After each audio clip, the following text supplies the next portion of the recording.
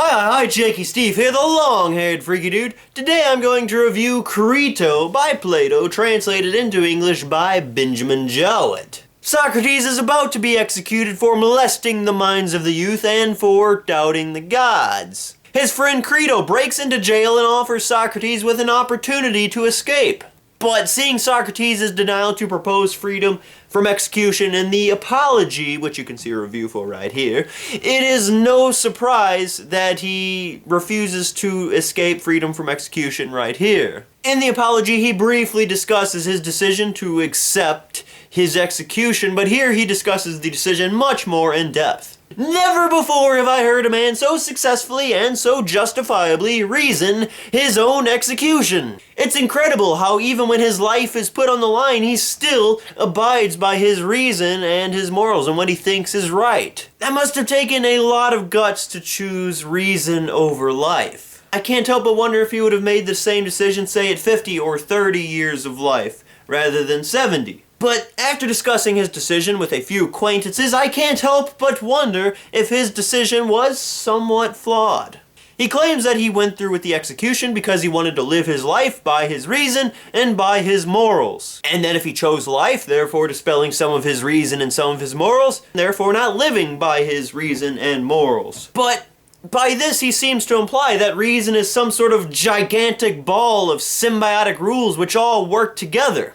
That this giant ball has no loopholes, that there are no contradictions in it, that every single part of that reason is equal and that no part trumps the other. He says that warding off evil with evil is never just. But to me this just sounds way too black and white. First, let's settle what evil is. Here Socrates implies that evil is anything which goes against one's reasoning. But every day necessity compels us to choose between the lesser of two evils or the greater of two goods. Always, every day. And since there can be things necessarily gooder or things which are necessarily eviler than others, this implies to me that there are certain shades of gray. I guess Plato wasn't a fan of 50 Shades. He only wanted 2 shades, black and white. But the reason, it just doesn't seem to be one giant thing as Socrates proposes, but rather many tiny bits all independent of each other, and each abiding by its own rules. And it is our goal to rank these bits of reason in terms of their importance.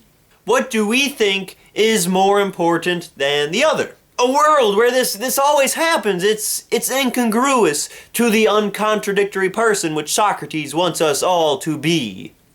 Is it a great vision? Yeah. But contradictions in our lives and our ideas are inevitable. So since they are inevitable, since they are there, we can't just ignore them.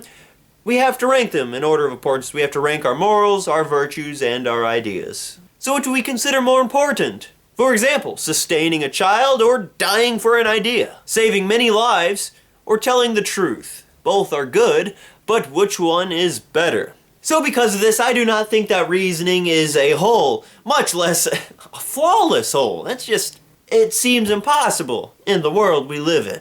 As an acquaintance of mine pointed out with the Bonhoeffer example. The Nazis, they were killing anyone who disagreed with them. Now Bonhoeffer, he disagreed with them, but he pretended to be for the Nazi cause. He pretended to agree with them so that he could live. And in living, he was able to be a spy, and he saved many, many lives from the Nazis. So he sacrificed some of his ideas, but he saved lives. So was that really sacrificing his ideas? According to Socrates, I think this sacrifice would be considered evil. Perhaps.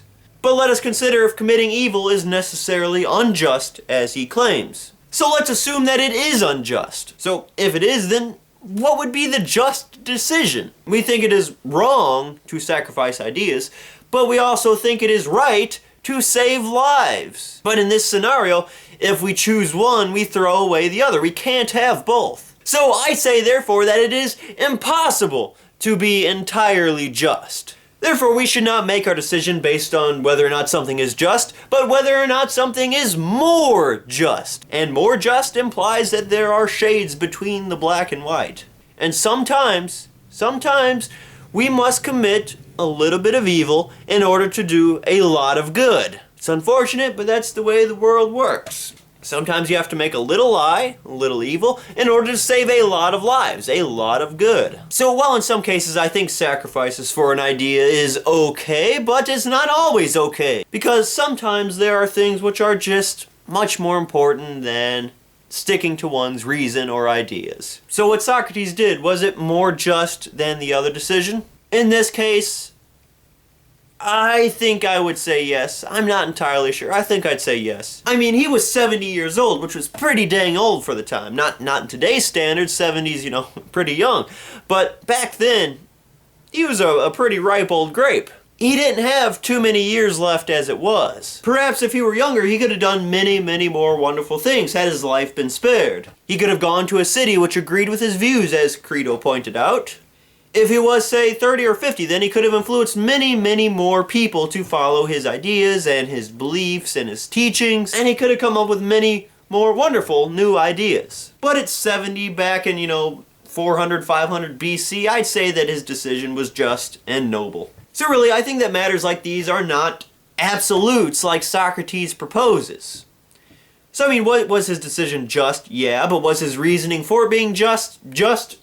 No. No, not at all. I don't think so. These matters are circumstantial in whether or not they are more or less just. So that is Crito by Plato. It will really make you think about what is right and wrong. And more importantly, whether or not we can actually live a complete life, a full life without moral contradictions. Is living a life without moral contradictions possible? I don't know, it's tough stuff to chew on, but it's really important stuff to chew on. So my questions to you are, do you think Socrates' reason for execution was just? Do you think it's possible to have one large reason or idea, composed of virtues, morals, and ideas, without contradiction? And most importantly, do you think it is possible to lead a life without moral contradictions? Well, that's my review of Crito. I definitely love it. I encourage you to read this, but read the Apology first. I definitely suggest you read the Apology first. But after that, read Crito and tell me what you think in the comment section below. Well, I'm Jakob Stief, the long-haired freaky dude. Thank you for watching. If you want to see more great book reviews like this, then might I suggest checking out the Great Books Challenge. I'm sure it is something you'd love to do. If you want to see other awesome videos, book reviews, headbanging to classical music, or like